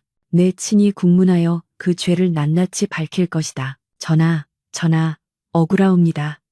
조대감이 끌려가며 비명을 질렀으나 그 소리는 그 누구의 동정도 사지 못했다. 그의 관모가 벗겨지고 화려한 관복이 흙바닥에 끌렸다. 10년 동안 무소불위의 권력을 휘두르던 권신의 말로는 참으로 비참하고 허망했다. 강인과 연화는 그 모습을 지켜보며 서로의 손을 꼭 잡았다. 긴장이 풀리면서 온몸에 힘이 빠져나갔다. 그들은 바닥에 주저앉은 채 하염없이 흐르는 눈물을 닦을 생각조차 하지 못했다. 그것은 기쁨의 눈물이라기보다는 잃어버린 세월에 대한 애도이자 살아남은 자들의 안도감이었다. 왕이 천천히 두 사람에게 다가왔다. 그리고는 몸을 굽혀 강인의 어깨를 감싸고 연화의 손을 잡아주었다. 왕의 눈에도 물기가 어려 있었다. 미안하구나. 과인이 어리석어 충신을 알아보지 못하고 너희에게 씻을 수 없는 고통을 주었구나.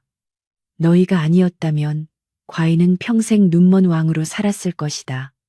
참으로 고맙다. 그리고 미안하다. 왕의 진심 어린 사과에 강인과 연화는 오열했다. 10년의 한이 가슴속에 맺혀있던 그 딱딱한 응어리가 눈 녹듯 사라지는 순간이었다. 주변의 무사들도 내관들도 모두 고개를 숙이고 눈시울을 붉혔다. 그때 법주사의 범종 소리가 웅장하게 울려 퍼졌다. 댕댕. 그 소리는 마치 억울하게 죽어간 영혼들을 위로하는 진홍곡처럼, 그리고 악이 물러가고 정의가 바로 섰음을 알리는 승전보처럼 산천을 뒤흔들었다. 강인은 하늘을 올려다보았다. 구름 사이로 햇살이 비치고 있었다. 그는 마음속으로 아버지를 불렀다. 아버지, 보고 계십니까? 드디어 해냈습니다. 당신의 검이 헛되지 않았습니다. 연화 역시 하늘을 보며 미소 지었다. 그녀의 낡은 옷자락 사이로 비치는 옷비녀가 햇살을 받아 반짝였다. 비록 머리에 꽂히지는 못했으나 그녀의 가슴 속에는 그 어떤 보석보다 빛나는 자부심이 자리 잡고 있었다. 상황이 정리되자 왕은 어의를 불러 두 사람의 상처를 살피게 했다. 그리고 자신의 가마 한 구석을 내어주며 말했다. 한양으로 가자. 가서 너희 가문의 명예를 회복하고 빼앗긴 집과 재산을 모두 돌려주겠다. 이제 더 이상 숨어 살지 않아도 된다. 강인은 왕에게 깊이 절하며 말했다. 성은이 망극하옵니다. 전하. 허나 소인은 관직을 바라지 않사옵니다. 그저 부모님의 묘소 옆에 작은 집을 짓고 이 사람과 함께 조용히 살고 싶을 뿐이옵니다. 왕은 잠시 놀란 듯 했으나 이내 고개를 끄덕이며 쓸쓸하지만 따뜻한 미소를 지었다. 그렇구나. 그것이 너희에게는 가장 큰 행복일 수도 있겠구나. 허락하마. 행렬은 다시 움직이기 시작했다. 하지만 분위기는 전과 달랐다. 무거운 침묵 대신 정의가 실현되었다는 벅찬 감동이 공기를 채우고 있었다. 강인과 연화는 가마가 아닌 왕이 하사한 말 두 필에 나란히 올라탔다. 그들의 등 뒤로 붉은 노을이 깔리고 있었다. 그날의 노을은 피냄새 나는 전장의 색이 아니었다. 모든 어둠을 몰아내고 내일을 기약하는 따뜻하고 평화로운 황금빛이었다. 강인이 연화를 바라보았다. 흑투성이가 된 얼굴이었지만 세상 그 누구보다 아름다워 보였다. 고생했다, 부인. 강인의 말에 연화가 환하게 웃었다. 서방님도요. 이제 정말 끝난 것입니까? 강인은 고개를 끄덕였다. 그래, 이제는 나무 칼이 아니라 진짜 쟁기를 잡을 시간이 온 것 같소. 두 사람은 서로를 마주보며 소리 없이 웃었다. 그 웃음 속에는 지난밤의 악몽은 이미 존재하지 않았다. 오직 희망만이 싹트고 있었다. 세월이 유수와 같다 하더니 그 모진 피바람이 휩쓸고 지나간 자리에 어느덧 세 번째 봄이 찾아왔다. 눈 덮인 산천이 녹아내린 물은 계곡을 따라 맑은 소리를 내며 흘러내렸고 마을 어귀에 앙상했던 가지마다 연초록의 새순이 돋아나 생명의 기운을 뽐내고 있었다. 잿더미가 되었던 강인의 옛 집터에는 마을 사람들의 도움으로 번듯한 기와집이 새로 들어섰으나 그 집은 고래등 같은 으리으리한 저택이 아니었다. 소박하지만 단단하고 화려하지 않으나 기품이 서린 딱 그 주인을 닮은 집이었다. 열려진 사랑방 문틈으로는 아이들의 낭낭한 글 읽는 소리가 울려 퍼졌다. 하늘천, 나지, 거물현, 누르황. 훈장 노릇을 자처한 강인이 마을에 코 흘리게 아이들을 모아놓고 천자문을 가르치고 있는 중이었다. 과거 칼을 쥐고 적의 목을 베던 그의 손에는 이제 낡은 회초리와 서책이 들려 있었다. 하지만 아이들을 바라보는 그의 눈빛은 그 어느 때보다 따뜻하고 깊었다. 그 눈빛 속에서 더 이상 살기나 도끼는 찾아볼 수 없었다. 오직 인내와 사랑, 그리고 다음 세대를 향한 희망만이 잔잔한 호수처럼 일렁이고 있을 뿐이었다. 부엌에서 점심상을 차리던 연하는 그 소리를 들으며 입가에 은은한 미소를 머금었다. 그녀의 배는 남산만하게 불러 있었다. 곧 태어날 새 생명이 뱃속에서 꼬물거리는 태동을 느낄 때마다 연화는 지금의 이 평화가 꿈이 아님을 실감했다. 지난 3년은 그들에게 치유의 시간이었다. 한양에서 조대감 일파가 처형당하고 가문의 신원이 회복되었다는 소식이 들려왔을 때 두 사람은 서로를 부둥켜 안고 밤새 울었다. 조정에서는 강인에게 높은 벼슬을 내리고자 수차례 사신을 보냈으나 강인은 끝내 고사했다. 내 손에 묻은 피는 벼슬아치의 관복으로 덮을 수 있는 것이 아닙니다. 나는 그저 흙을 만지고 아이들을 가르치며 남은 생을 속죄하고 감사하며 살고 싶습니다. 그것이 강인의 뜻이었고 연화 또한 그 뜻을 따랐다. 그녀 역시 화려한 도성보다는 흙냄새 나는 이곳에서 남편과 함께 콩을 심고 팥을 거두는 삶이 더 좋았다. 그녀는 갓 지은 하얀 쌀밥과 쑥국을 소반에 담아 사랑방으로 향했. 마당에 핀 매화 꽃잎이 봄바람에 날려 국그릇 위에 살포시 내려앉았다. 서방님, 참이 왔습니다. 아이들도 좀 쉬게 하시지요. 연화의 목소리에 강인이 고개를 돌렸다. 아이들은 와 하고 함성을 지르며 마당으로 뛰쳐나갔다. 강인은 허 웃으며 연화가 들고 온 찻상을 받아들었다. 몸도 무거운데 어찌 매번 이리 고생을 하시오. 내가 부엌으로 가도 되거늘. 강인이 연화의 손을 잡으며 걱정스런 눈빛을 보냈다. 연화는 고개를 저으며 강인의 옆에 앉았다. 방 안에만 있으면 좀이 쑤셔서 그럽니다. 그리고 우리 아가도 아버지 목소리를 더 가까이서 듣고 싶어 하는 것 같고요. 두 사람은 서로를 마주보며 쑥스러움 섞인 웃음을 나누었다. 강인의 손바닥 굳은 살은 여전했으나 그것은 이제 검을 쥐어 생긴 것이 아니라 호미와 쟁기를 잡아 생긴 영광의 상처였다. 연화는 강인의 손을 자신의 볼에 가져다 대었다.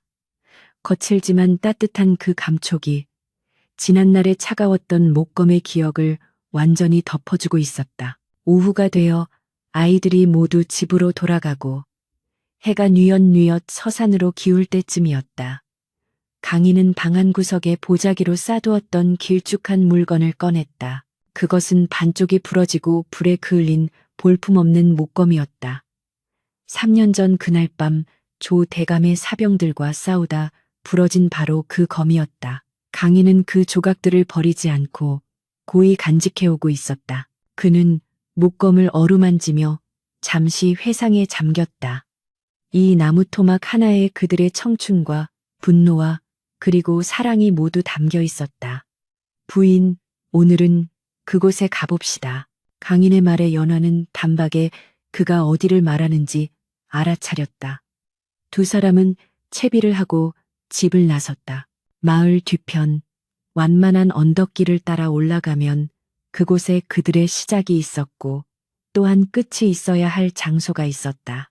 언덕 위에는 수백 년 된 느티나무가 여전히 웅장한 자태를 뽐내며 마을을 내려다보고 있었다. 10여 년 전 두 아이가 땀을 흘리며 무예를 연마하던 그 나무였다. 멸문지화의 그날 밤 두 사람이 눈물을 흘리며 헤어졌던 그 나무였고 다시 만난 후 목숨을 걸고 지켜냈던 약속의 장소였다. 느티나무는 그 모든 세월을 묵묵히 지켜보았다는 듯 바람에 나뭇가지를 흔들며 그들을 반겨주었다. 나무 아래에는 이름 모를 들꽃들이 만발해 있었고 멀리서 저녁 밥 짓는 연기가 평화롭게 피어오르고 있었다. 강인과 연화는 나무 아래 섰다. 강인은 챙겨온 호미로 나무 뿌리 근처의 흙을 파내기 시작했다. 부드러운 봄 흙이 파헤쳐지고 작은 구덩이가 만들어졌다. 이 목검은 제 할 일을 다 했소. 강인이 나직하게 말했다. 그는 부러진 목검 조각들을 하얀 한지에 정성스럽게 쌌다. 이 검 덕분에 우리가 살았고 가문의 원한을 갚았고 나라의 존벌레들을 잡았소. 허나 이제 이 검은 쉬어야 하오. 그리고 우리 또한 이 검이 기억하는 고통과 증오를 이제 그만 땅에 묻어야 할 때요. 강인은 한지에 싼 목검을 구덩이 속에 조심스럽게 내려놓았다. 연화는 그 모습을 지켜보며 눈시울을 붉혔다. 그 목검은 단순한 무기가 아니었다. 그것은 강인의 분신이었고 그들의 험난했던 운명을 지탱해준 지팡이였다. 이제 그 지팡이를 내려놓는다는 것은 더 이상 기대지 않고 두 발로 온전히 서서 살아가겠다는 선언과도 같았다. 연화도 옆에서 흙을 한 줌 집어 구덩이 위로 뿌렸다. 잘 가라, 고마웠다. 부디 다음 생에는 칼이 아니라 튼튼한 집을 짓는 대들보로 태어나거라. 흙을 다 덮고 평평하게 다진 후 강인은 품속에서 작은 나무 상자 하나를 꺼냈. 그리고 연화의 앞으로 다가섰다. 석양빛이 강인의 등 뒤로 비치며 그를 환하게 비추고 있었다. 연화야. 강인이 부드럽게 그녀의 이름을 불렀다. 기억하느냐? 우리의 첫날 밤 내가 너에게 비녀 대신 목검을 주었던 것을. 연화가 고개를 끄덕였다. 어찌 잊을 수 있겠는가? 그 서늘하고도 비장했던 밤의 기억을. 그때 내가 말했었지. 비녀를 꽂아주면 한 지아비의 아내로만 살다 죽을 것이나 목검을 쥐어주면 나와 함께 싸우는 동지가 될 것이라고. 너는 훌륭한 동지였고 내 생명의 은인이었다. 허나 강인은 상자를 열었다. 그 안에는 영롱한 비취색을 띠는 옥비녀 하나가 다소곳이 놓여 있었다. 3년 전 그가 몰래 품에 지니고 있었으나 차마 꺼내지 못했던 바로 그 비녀였다. 이제 싸움은 끝났다. 나는 이제 너를 전우가 아닌 내 연모하는 여인으로, 내 아이의 어미로, 그리고 평생을 함께 늙어갈 반려자로 대하고 싶다. 너무 늦었지만 받아주겠느냐? 강인의 손이 미세하게 떨리고 있었다. 수만 대군 앞에서도 눈 하나 깜짝하지 않던 천하의 강인이 고작 비녀 하나를 건네는 일에 이토록 긴장하고 있는 것이었다. 연화는 웃음이 터져 나오려는 것을 참으며 눈물 고인 눈으로 강인을 바라보았다. 어찌 늦었다 하십니까? 서방님은 제게 목검을 주셨을 때 이미 저를 세상에서 가장 귀한 사람으로 대접해 주셨습니다. 목숨을 나누는 사이보다 더 깊은 사이가 어디 있겠습니까? 연화는 고개를 숙여 자신의 머리를 강인에게 내밀었다. 강인은 떨리는 손으로 조심스럽게, 아주 조심스럽게 연화의 쪽진 머리에 옥비녀를 꽂아주었다.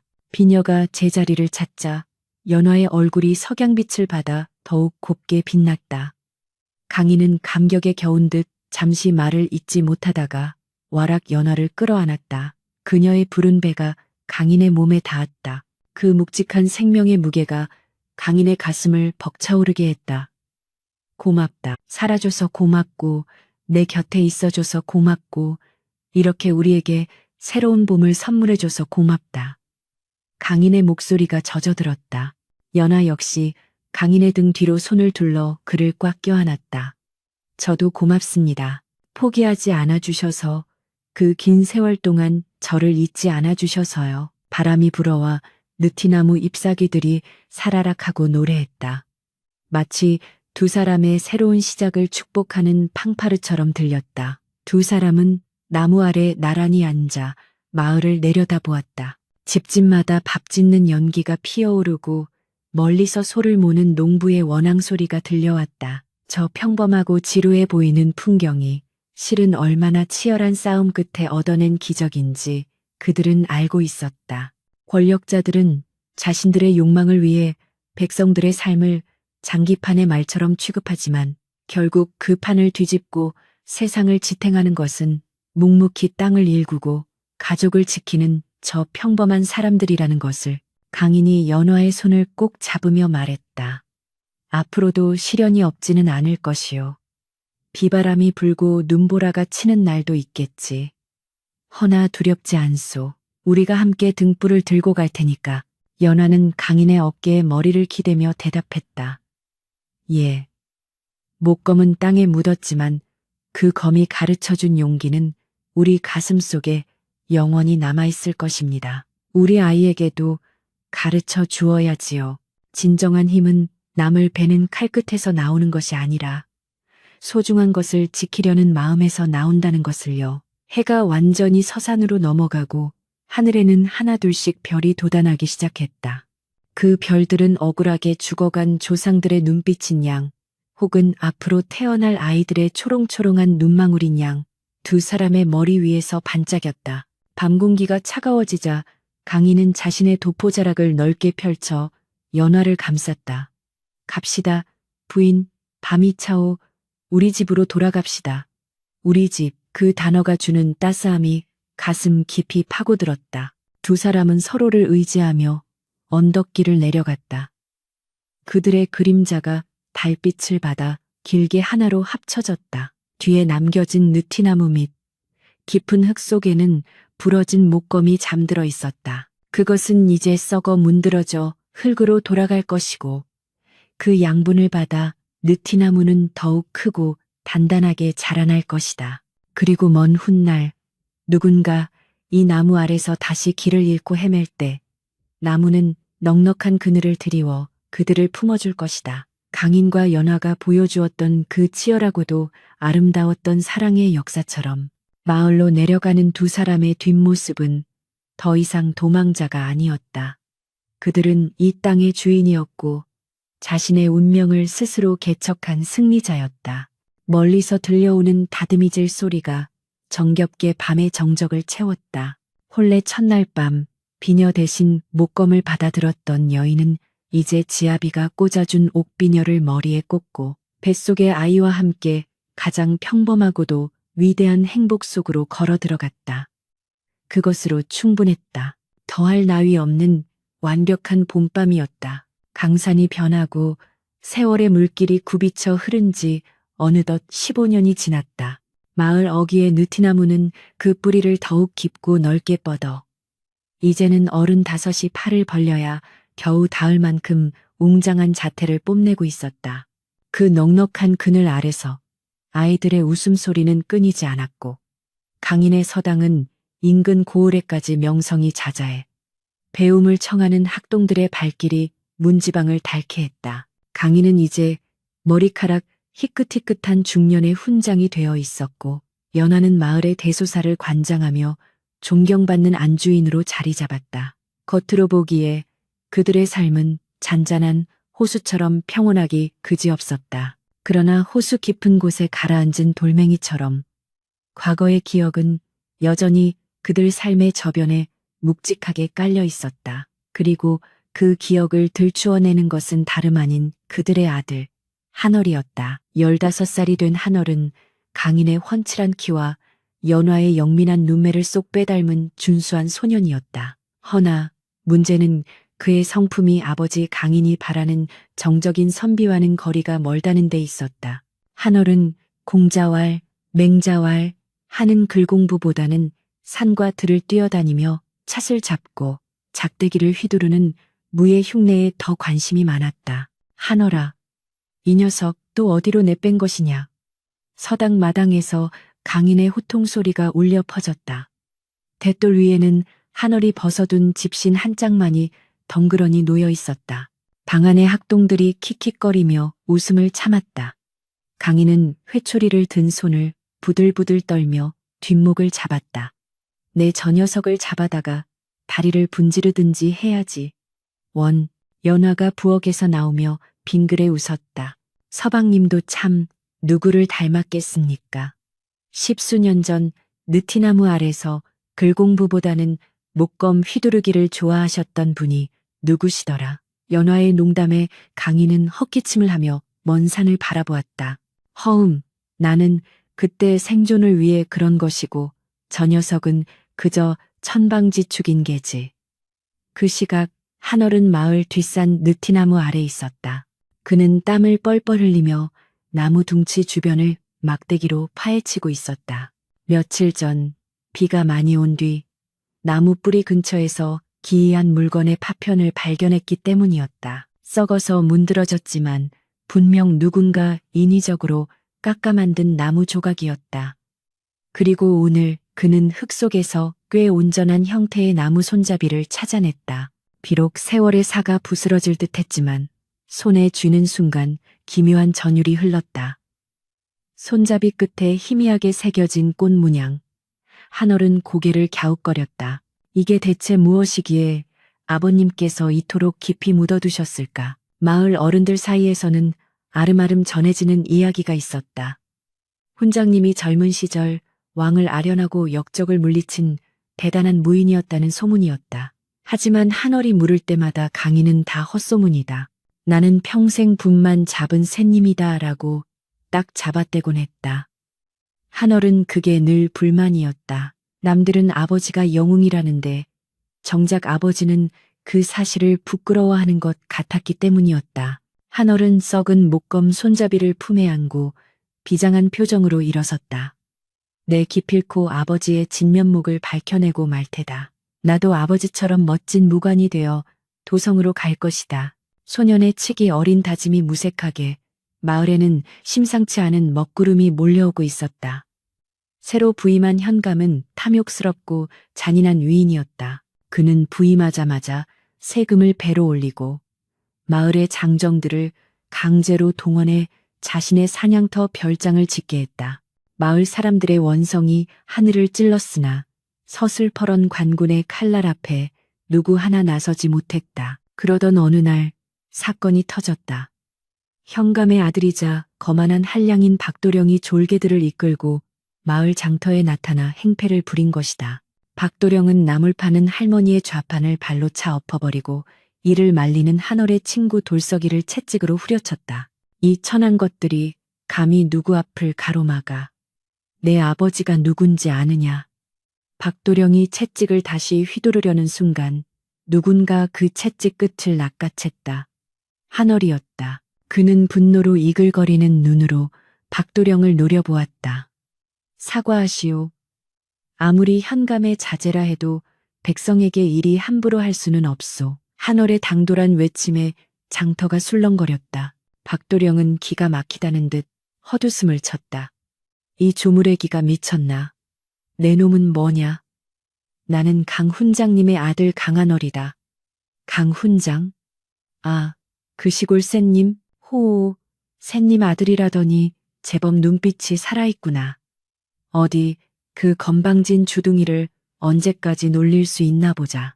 박도령이 눈짓하자 졸개 5명이 한월을 에워쌌다. 한월은 물러서지 않았다. 그는 품속에 숨겨두었던 그 썩은 목검 손잡이를 꺼내 들었다. 비록 부러진 나무 토막이었지만 그에게는 아버지의 기운이 서린 보검이나 다름없었다. 덤벼라. 한월이 소리쳤다. 난투극이 벌어졌다. 한월은 어깨너머로 배운 무의 흉내를 내며 필사적으로 저항했다. 처음 한두 명은 당황하여 물러섰으나 훈련받은 장정들을 당해낼 수는 없었다. 곧 한월은 흙바닥에 처박혔고 무자비한 발길질이 쏟아졌다. 한월아, 친구 돌석이의 비명소리가 들렸다. 박도령은 쓰러진 한월의 머리를 짓밟으며 비릿하게 웃었다. 주제도 모르는 놈. 내 아비가 와서 빌면 살려주마. 그때였다. 구경꾼들 사이가 갈라지며 하얀 도포 자락이 나타났다. 강인이었다. 그는 평소처럼 뒷짐을 진 채 천천히 걸어왔다. 그의 표정은 놀라울 정도로 차분했다. 그러나 그 차분함 속에 숨겨진 서늘한 기운을 본능적으로 감지한 사람들은 침을 꿀꺽 삼켰다. 내 아들이 결례를 범했구려. 강인의 목소리는 낮고 부드러웠다. 박도령은 강인을 위아래로 훑어보았다. 내 놈이 그 훈장이냐? 자식 교육을 어떻게 시켰기에 감히 관가 사람에게 대드느냐? 강인은 쓰러져 신음하는 한월을 잠시 바라보았다. 피투성이가 된 아들의 손에는 여전히 썩은 목검 손잡이가 들려 있었다. 강인의 눈가가 미세하게 떨렸다. 그는 천천히 고개를 들어 박도령을 보았다. 아이가 불의를 보고 참지 못한 것은 가르침이 부족해서가 아니라 오히려 가르침을 잘 따랐기 때문이요. 허나 힘이 부족하여졌으니 그 또한 배움의 과정이라 생각하오. 이제 그만하고 가시지요. 뭐라, 가라? 박도령은 어이가 없다는 듯 길길이 날뛰었다. 여봐라, 저 건방진 훈장놈도 당장 꿀려라. 매질을 해서 본때를 보여주마. 졸개들이 몽둥이를 들고 강인에게 달려들었다. 한월은 흐릿한 눈으로 소리쳤다. 아버지, 도망치세요. 그러나 강인은 움직이지 않았다.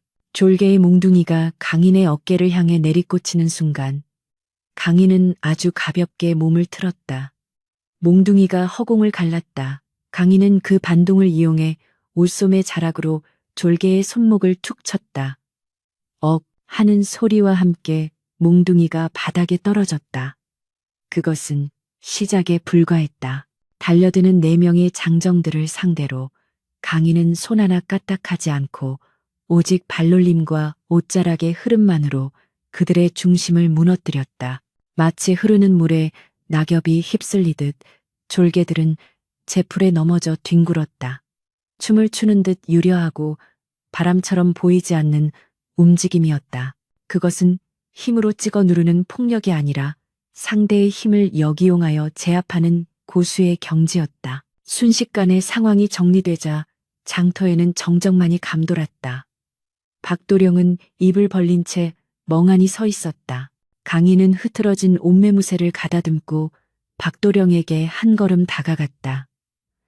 박도령은 겁에 질려 뒷걸음질 쳤다. 너 너 정체가 뭐냐? 강인은 대답 대신 품속에서 작은 나무패 하나를 꺼내 보였다. 낡았지만 왕실의 문양이 선명하게 새겨진 호패였다. 15년 전 왕이 그에게 하사한 암행어사의 신분을 증명하는 마패와도 같은 권한을 가진 물건이었다. 비록 관직을 사양하고 낙향했으나 왕은 그에게 언제든 불의를 보면 왕을 대신하여 처단할 수 있는 권한을 남겨주었던 것이다. 돌아가서 자네 부친께 전하게 15년 전 조필현 대감이 어찌 몰락했는지 기억하느냐고. 그리고 이 고을의 민심이 흉흉하니 조만간 한양에서 감찰이 내려올 것이라고 말이네. 박도령의 얼굴이 사색이 되었다. 왕실의 문양을 알아본 그는 다리가 풀려 주저앉을 뻔했다. 가보자. 철수에 박도령과 졸개들은 쥐새끼처럼 도망쳤다. 마을 사람들이 환호성을 질렀다. 훈장님 만세, 강 훈장님 만세. 강인은 환호에 답하는 대신 묵묵히 한월에게 다가가 그를 일으켜 세웠다. 그리고 한월의 손에 들린 썩은 목검 손잡이를 빼앗아 들었다. 한월은 부끄러움과 경외감이 뒤섞인 눈으로 아버지를 올려다 보았다. 아버지, 정말 무인이셨습니까? 왜 숨기셨습니까? 저런 놈들을 단번에 혼내줄 힘이 있으시면서 강인은 한숨을 내쉬며 한월을 데리고 집으로 향했다. 집에 도착해 상처를 치료한 뒤 강인은 한월을 사랑방에 앉혔다. 그리고 탁자 위에 썩은 목검 손잡이를 올려놓았다. 한월아, 너는 이 나무 토막이 무엇으로 보이느냐? 아버지의 무용담이 담긴 보검 아닙니까? 저는 이것을 들고 아버지처럼 되고 싶었습니다. 강인은 고개를 저었다. 아니다. 이것은 흉기다. 사람을 다치게 하고 피를 부르는 도구일 뿐이다. 강인의 눈빛이 깊어졌다. 나는 15년 전 이 검으로 많은 사람을 베었다. 비록 악인이었다 하나 그들 또한 누군가의 아비였고 자식이었다. 칼은 아무리 명분이 좋아도 결국은 파괴하는 물건이다. 내가 이 검을 땅에 묻은 것은 다시는 내 손으로 그리고 내 자식의 손으로 누군가를 해치지 않게 하겠다는 맹세였다. 한월은 고개를 숙였다. 아까의 분노는 사라지고 가슴속에 묵직한 무언가가 들어차는 기분이었다. 진정한 무예는 남을 쓰러뜨리는 기술이 아니라 싸우지 않고도 이기는 지혜다. 그리고 더 나아가 칼을 들지 않고도 소중한 사람을 지킬 수 있는 힘이다. 네가 오늘 친구를 위해 나선 용기는 가상하나 힘이 없으면 그 용기는 만용이 되고 만다. 힘을 기르거라. 허나 그 힘은 주먹이나 칼끝이 아니라 내 머리와 가슴 속에 길러야 한다.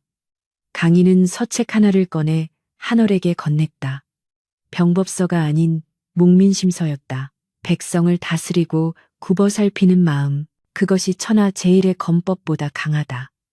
네가 이 책의 뜻을 깨우칠 때, 그때 비로소 너에게 진짜 검을 주는 것을 고려해보마. 한월은 떨리는 손으로 책을 받아들었다. 책은 무거웠다. 하지만 그 무게는 종이의 무게가 아니라 아버지의 지난 세월과 깨달음이 담긴 무게였다. 알겠습니다, 아버지. 명심하겠습니다. 그날 밤 한월은 늦도록 잠들지 못하고 책을 읽었다. 강인과 연화는 문틈으로 그 모습을 지켜보았다. 연화가 강인의 어깨에 손을 올렸다. 당신을 닮아 고집이 세지만 또 당신을 닮아 깨달음이 빠르네요. 강인이 미소 지었다. 다 당신 덕분이요. 이제 정말 안심이요. 다음 날 아침 강인은 다시 훈장의 모습으로 돌아가 아이들을 가르쳤다. 한월은 더 이상 수업 시간에 딴청을 피우지 않았다. 그의 눈빛은 전보다 훨씬 깊고 진지해져 있었다. 마을은 다시 평화를 되찾았고 현감은 강인의 경고에 겁을 먹고 몸을 사리기 시작했다는 소문이 돌았다. 칼을 뽑지 않고도 악을 물리친 것. 그것이야말로 강인이 도달한 최고의 경지였다.